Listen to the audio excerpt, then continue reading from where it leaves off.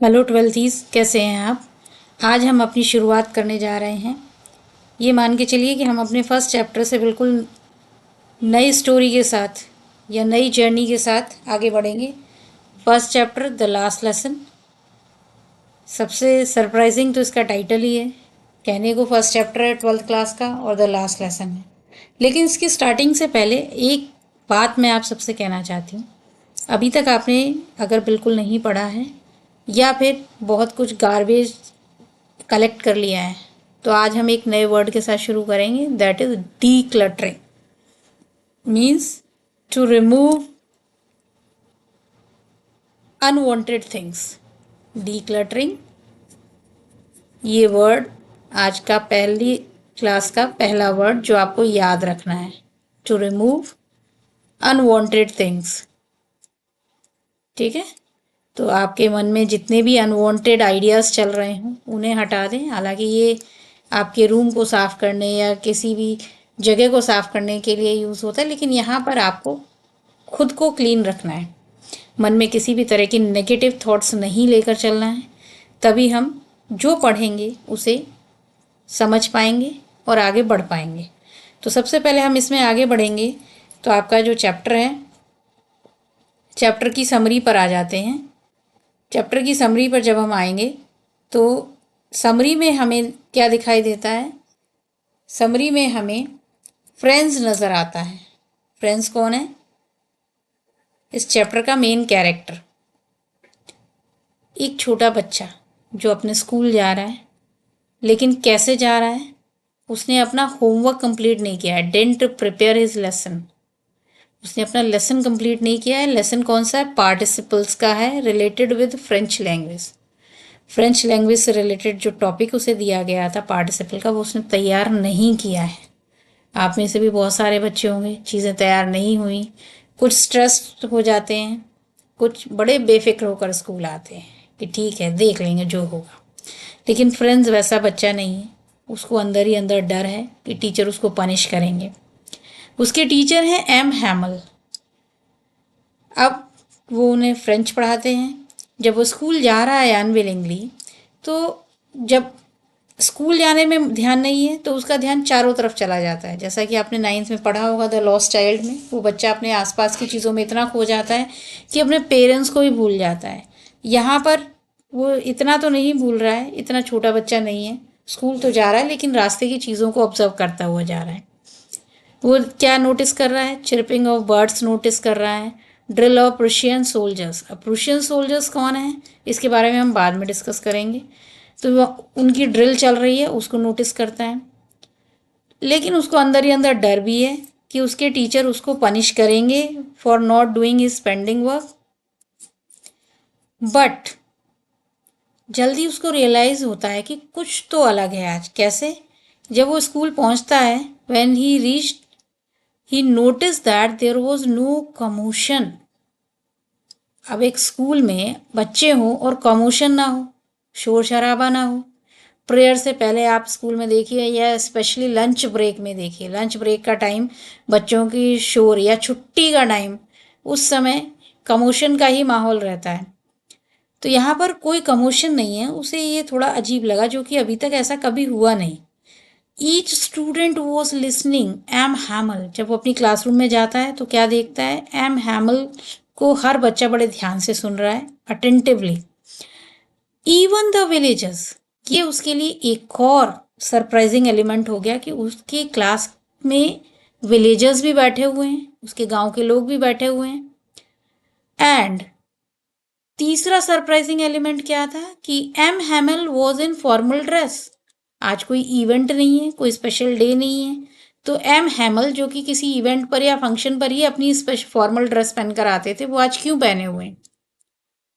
Soon he realized the main cause.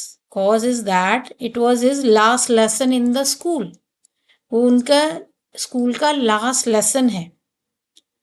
आज वो अपना लास्ट लेसन पढ़ा रहे हैं, आज के बाद वो नहीं पढ़ाएंगे।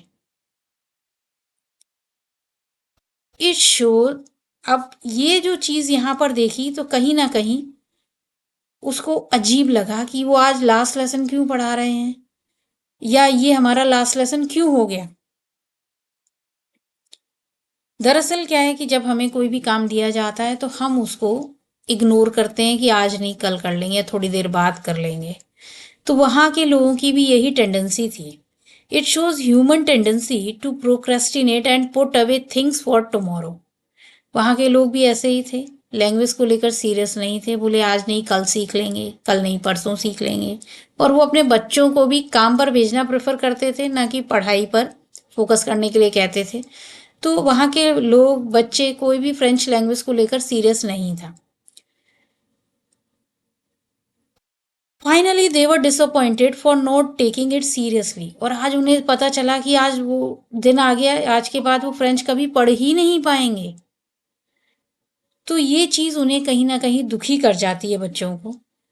और जब वो दुखी होते हैं तो सिर्फ बच्चे ही नहीं दुखी हैं, विलेजर्स ही नहीं दुखी हैं, जो उनके टीचर हैं एम हैमल, वो भी बहुत दुखी हैं। क्यों दुखी हैं?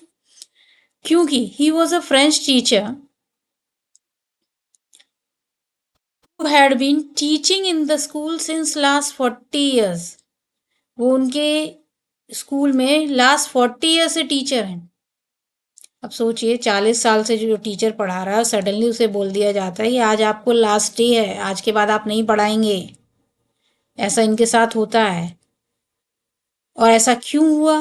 क्योंकि Alsace was captured by Prussian army and German would be taught from the next day. क्योंकि उस डिस्ट्रिक्ट को और उस विलेज को प्रूशियन आर्मी ने कैप्चर कर लिया था। कैप्चर करने के बाद एक ऑर्डर आ गया था कि अब यहाँ पर सिर्फ जर्मन पढ़ाई जाएगी।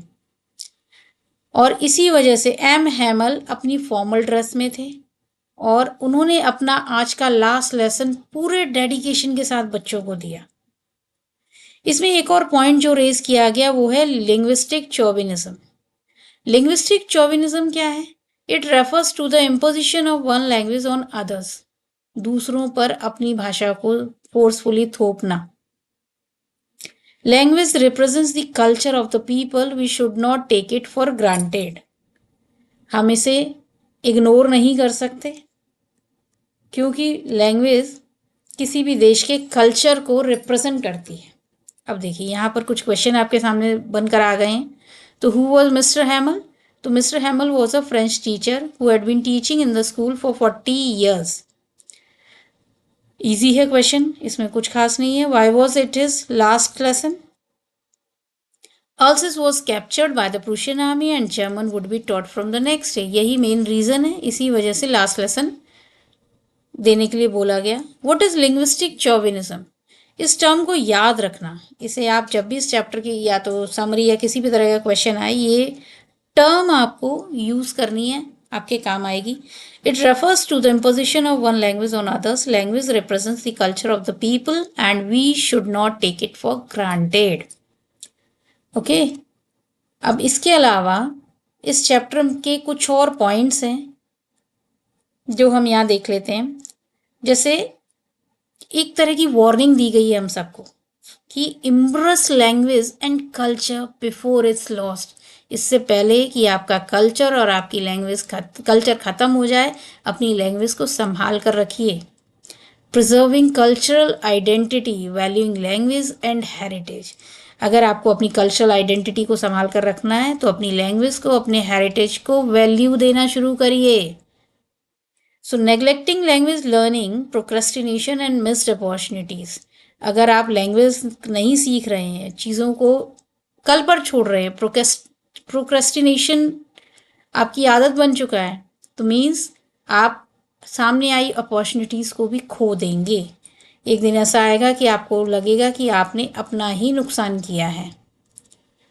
चलिए, अब इसमें हमें ये तो पता है लास्ट लेसन। अब यहाँ पर इसके मेन कैरेक्टर्स के अलावा अगर हम देखें तो इसके जो राइटर हैं वो याद रखने हैं, अल्फोंस डौशे। इस स्टोरी का जो सेटअप है वो एक टाइम पीरियड दिया है 1870 से 71 के टाइम पर, जिस समय फ्रांच और प्रूशियन आर्मी के बीच में वॉर हुआ था। प्रूशियन आर्मी को जर्मनी ने सपोर्ट किया था, इसलिए जर्मन लैंग्वेज वहाँ पर शुरू की गई थी। और जो सीन है वो कहाँ का है कि एक विलेज स्कूल है, कहाँ का, अल्सेस डिस्ट्रिक्ट, और डिस्ट्रिक्ट कहाँ थी, फ्रांस में, जिससे कि फ्रांस हार चुका है।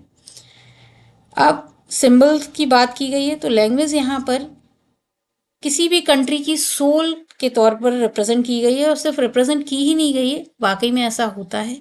लैंग्वेज किसी भी कंट्री की सोल होती है, उसकी अंतरात्मा होती है। अगर सोल निकाल देंगे तो वो कंट्री अपना मेन आइडेंटिटी खो देती है। यहाँ पर ह्यूमन नेचर की भी बात की गई है, जिसे इग्नोर करने की आदत होती है, हम इसे डिस्कस कर चुके हैं। लास्ट लेसन में एक सिंबल ऑफ होप या रे ऑफ होप भी मुझे नज़र आता है, जब मिस्टर हैमल अपना लास्ट लेसन देने के बाद लास्ट में कहते हैं लॉन्ग लिव फ्रेंच, फ्रेंच हमेशा बनी रहेगी, क्योंकि वो फ्रेंच से बहुत प्यार करते थे। चलिए, अब इसमें जो एक बात की गई है, ये फर्स्ट पर्सन नैरेटिव है। इसका मतलब क्या होता है, इसमें जो नैरेटर है वो इसका कैरेक्टर है, पार्ट ऑफ कैरेक्टर है, उसके पर्सपेक्टिव से ही स्टोरी आगे बढ़ती है। यहाँ पर फ्रेंच ही आपका नैरेटर है, फ्रेंच ही स्टोरी को आगे लेकर जाता है। देन इसकी टोन की बात करें तो टोन कैसी है, इमोशनल है। इसकी टोन इमोशनल है क्योंकि मिस्टर हैमल अपसेट हैं, विलेजर्स भी अपसेट हैं, बच्चे भी दुखी हैं कि वो फ्रेंच सीख नहीं पाए। विलेजर्स को भी कहीं ना कहीं इस बात का दुख है। साथ ही साथ एम हैमल को तो फ्रेंच के यहाँ से ख़त्म होने का दुख है। इसकी थीम में हमें ये हाईली डिस्क्रिप्टिव भी नज़र आता है, जहाँ पर हम देखते हैं ऑथर ने काफ़ी डिटेलिंग की है चैप्टर स्टोरी राइटिंग में। इसकी थीम जब देखते हैं तो पैट्रियोटिज्म और innocence. Patriotism in the sense language के लिए, लैंग्वेज किसी भी देश को आगे बढ़ने के लिए, या देश की आइडेंटिटी वहाँ की लैंग्वेज होती है, तो पैट्रियोटिज्म सीधे सीधे आपकी लैंग्वेज से एसोसिएट किया गया है। इनोसेंस की बात की गई है कि यहाँ पर बच्चों के इनोसेंस पर, कि उसका होमवर्क नहीं हुआ है, प्रूशियन आर्मी जो उनको कैप्चर करने आई है उनकी ड्रिल देखकर वो उनमें खो जाता है। फिर एक बहुत इंपॉर्टेंट चीज़, अपोलजेटिक। अपॉलजी हमें नज़र आती है, कहीं ना कहीं रिग्रेट है, कहीं ना कहीं दुख है सबको फ्रेंच को खो देने का, अपनी लैंग्वेज को खो देने का।